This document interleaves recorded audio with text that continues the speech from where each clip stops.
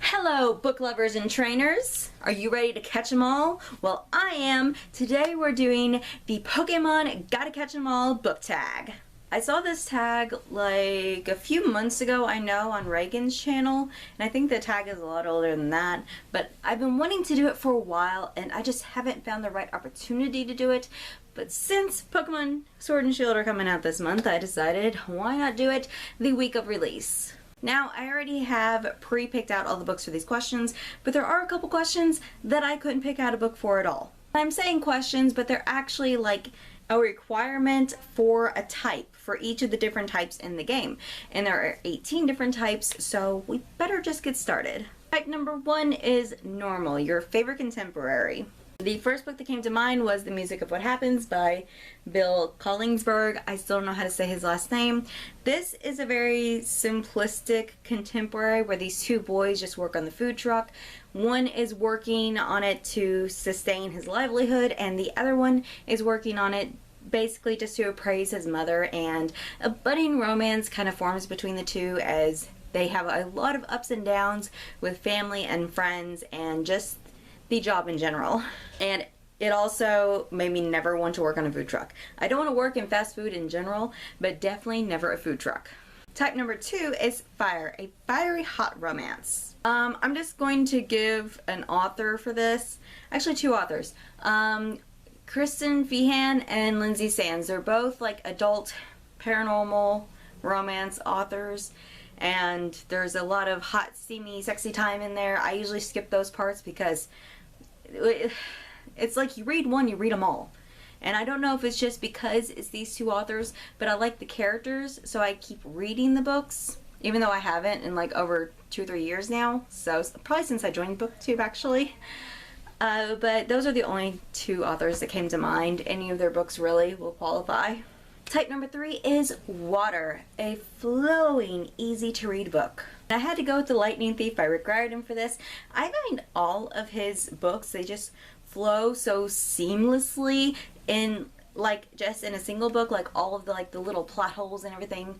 Well, not really plot holes. I think they're plot holes until they get filled in later on in the series. Point is, all the plot like flows so well together, all the characters flow well together, the story itself is just so engrossing for me. I mean, I love it so much. And it's definitely one of those books where I can just fly right through it. Type 4 is Electric, a book that kept you buzzing well after you finished. Without a doubt, that's Ready Player One. I actually had to go to my library and get the movie so that I wouldn't like immediately pick the book back up and just reread it, because it took me so long to read this book. It's not even funny. But at the same time, I loved every minute of it, so it was worth it. But it wasn't worth rereading it right away, because that would just been ridiculous. Type number 5 is Grass, your favorite first book in a series. For this, I'm going with Illuminae by Amy Kaufman and Jay Kristoff. This is one of the most original first books to a series that I have ever seen or read or listened to technically, but it's just told in so many different formats that I absolutely love it, and I honestly can't get enough of it. I like it, I love it, I want some more of it. I still have the last book, so I can't have more of it, but at the same time I don't want it to end, so 3 more books please. Type 6 is a cold as ice character. I don't have an answer for this one, mainly because my definition of cold as ice is a character that is, yes, they are unfeeling in certain situations, like they don't care about death or disease or anything that has to do with hardships, but I also see these characters as incapable of getting mad. Like, they are literally cold as ice. And I couldn't think of a single character from a book I've read where a character hasn't in some way gotten mad or angry or passionate in some way, and that's just not cold as ice to me. So I don't have an answer for this question. Type 7 is an action-packed book. And once again, I'm gonna go with Illuminae because if you don't know how action-packed this book is, just listen to the audiobook. And the action-packedness of this comes like literally to life. There is just so many explosions and sirens and action sequences that the audiobook brings to life. It's like, yes, there's Percy Jackson, and yes, there's Harry Potter, and there's the Shadowhunter series that is mostly drama, but has a lot of fighting and action in it. But I chose this, like, over all of those, just because the audiobook makes everything so much more vivid in my mind. Type 8 is a toxic but still good book. I had a really difficult time with this, and I don't think I actually chose a toxic book. Forgive Me, Leonard Peacock by Matthew Quick. It's toxic in the sense that this kid is going through so much and no one is there to help, and I can't remember like all the little details, but I think he may have a bully or two. So it's kind of toxic in that way, but at the same time, it's like, just help the kid. If I had the book, what was, I can't even think of the book that Jay Asher wrote with the recordings. I can't think of the title. That one, I donated that book to the library. But I feel like that one would fit this category more, just because the person who's committing her, I don't want to spoil it, but the person who was blaming all of the other people for her problems, it's like these people didn't even realize they were doing this, and it could have been solved if she simply spoken to someone about this instead of doing what she did. So I feel like that is a more toxic book than this. Okay, type 9 is Ground, a down-to-earth character. Now, when I think down-to-earth, I also think logical. So immediately Hermione Granger came to mind, and I just didn't even want to change my answer. Hermione Granger. Type number 10 is Flying, my favorite high fantasy book. I'm going to be completely honest with you guys, I don't read a whole lot of high fantasy. I can count on my hand how many high fantasies that I have read. Two that I know of, unless I've read a high fantasy book and I just don't know it's high fantasy. Which it's greatly possible, because there's a lot of high fantasies that kind of work like urban fantasies as well. It's confusing, but I know there are some books like that. More in the adult genre than young adult, but for this question, I'm going with State of Sorrow by Melinda Salisbury. I really enjoyed this book, even though it was really heavy on politics, and I'm interested in reading the last book in this duology, which is already out. I just haven't been able to get my hands on a physical copy of it yet, which I can't stand reading ebooks, so I need a physical copy of it. Type 11 is Psychic. I saw that coming, a predictable plot. Honestly, I think most contemporaries would, you know, fit this category, but I'm gonna go with The Upside of Unrequited by Becky Albertalli. It was so predictable in the sense that you could basically expect the main character to finally get a boyfriend in the end, and you knew who the boyfriend was going to be.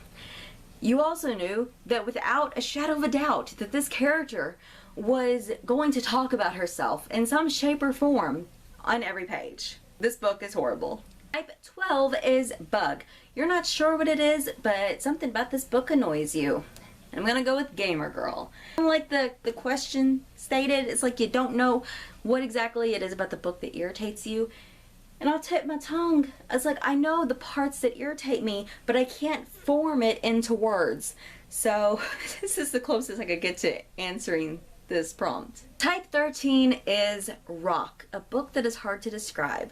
Zenith by Sasha Alsberg and Lindsay Cummings. I would try to like describe this book, but like even the summary kind of lies to you, because if this thing says that, well, it describes the character in a way that you'd make her a bloodthirsty killer, and she's not. And also space pirate, which we don't see at all, and kind of hear about them, but this is kind of one of those books where you need a show not tell kind of concept, and it's just it misses the point so hard. That's probably why this is so hard to describe, because it does a lot of telling and not really showing you anything. So yeah, that's why this is hard to describe. Fact number 14, Everyone's Dead, a book where no one is safe. I'm just gonna hold this up and you all will get what I mean. I should have actually gotten the death cure down, because that's where no one is really safe. That's where we have our hearts shredded into millions of pieces if you actually got invested in this series and you actually read it to completion like I did. My heart was torn to shreds. The last book shouldn't exist, or at least that one death shouldn't exist. I don't care about the female character that died, and that's not really a spoiler because there's several female characters towards the end.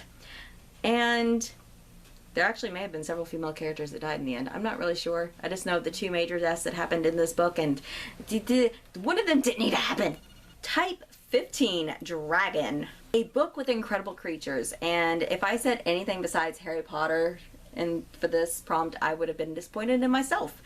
So we're going with Harry Potter. Type 16 is Dark, which is my favorite Pokemon type, but a dark and twisted book. And I'm sorry the camera moved, that was Kai. But for this I have The Call, and I'm not even going to try to pronounce his name because it's exceedingly difficult.